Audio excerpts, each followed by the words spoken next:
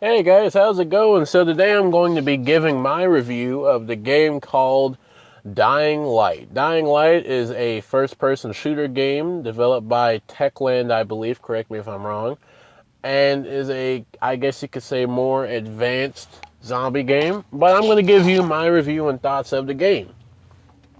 My thoughts on the game are, I think it was a pretty good game overall. I think that the game is very good. I think the story is very, very well done.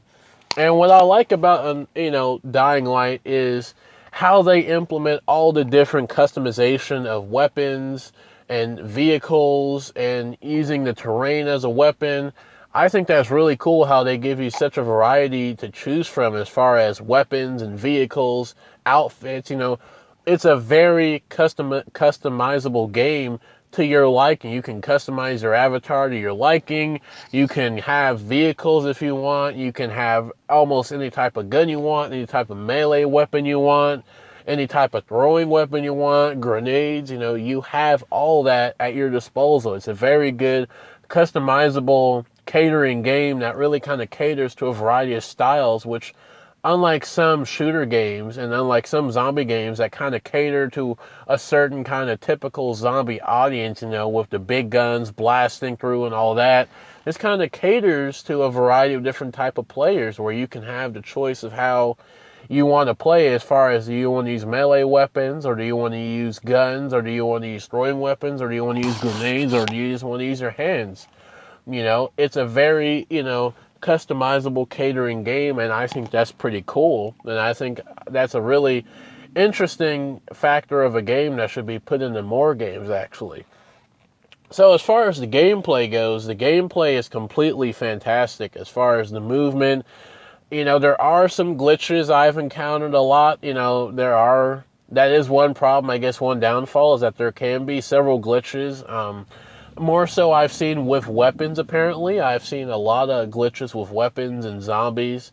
But, with any game, there's a few downfalls, and that's one of them. Glitches would be one for this game. So, glitches would be a downfall, but as far as the overall gameplay, the gameplay is pretty smooth. It's not a lot of lag, at least for me. Um, it can handle having a lot of characters and a lot of action going on at once, which is pretty nice, which may not seem like a big deal, but I have played games where when there's a lot of characters or a lot going on, the game kind of freezes or lags, I guess you could say, for a while. And this game, I haven't experienced yet does that, which I think is pretty cool. So gameplay-wise, pretty smooth. And one thing I really like about the game, which is pretty cool, which kind of hooked me on the game, is the Beat a Zombie mode. The Beat a Zombie mode is where you can kind of invade other people's games and, you kind of can attack the player from another game, essentially. And, you're a zombie, you're attacking, you kind of fight back and forth. It's like a 1v1 type of thing, I guess you could say. The only thing about that is that it can kind of get kind of annoying.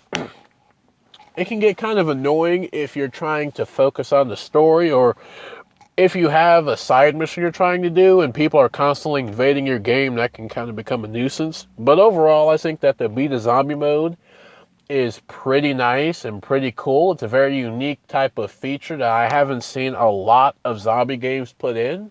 So my hat's off to them for that creative put into that.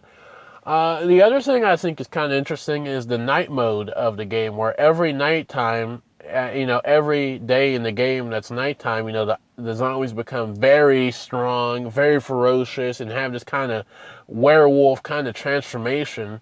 And, they become very hostile, very powerful. They have a lot more devastating attacks. They look more intimidating. And I think that's a very different take on zombies because, typically zombies are these slow, groaning, creatures that, want to eat your brains or eat your flesh or whatever. But, in this game, they have that kind of aspect of the zombie, but then they have, the nighttime zombies, which are these crazed, bloodthirsty monsters that just want to rip everything to shreds and are just untamed animals, untamed beasts, so to speak, which are pretty cool. So, I think night mode's pretty cool. The one thing I would have to critique about night mode is that I guess you could say the nighttime may be a little bit too difficult at times, depending on your level. Like, first starting out, night mode's kind of suicide. It's kind of overkill, in my opinion. It's kind of overkill. But that's just me personally. I think that, night mode is a very good mode. You can get a lot of experience off of it. And overall, I think that it's pretty cool. As far as characters, the main character, Crane, I really don't have an opinion on him. He's just kind of there. He's just kind of your character. Rice, I really love Rice as a villain. I like the voice. Like, his voice is amazing. I like the character. I like the ruthless dictator kind of character that Rice is, and the backstory of his brother and how his devastation from his brother's death kind of led to him becoming this psychotic kind of dictator-like character. I thought that was pretty cool. As far as the other characters, that's one gripe I would have about this game, is that you really kind of don't have an attachment with many of the characters or the main characters in the game. Like, you see them here and there, but you really don't get that much attachment to them. They're just kind of there sometime. They're not there sometime.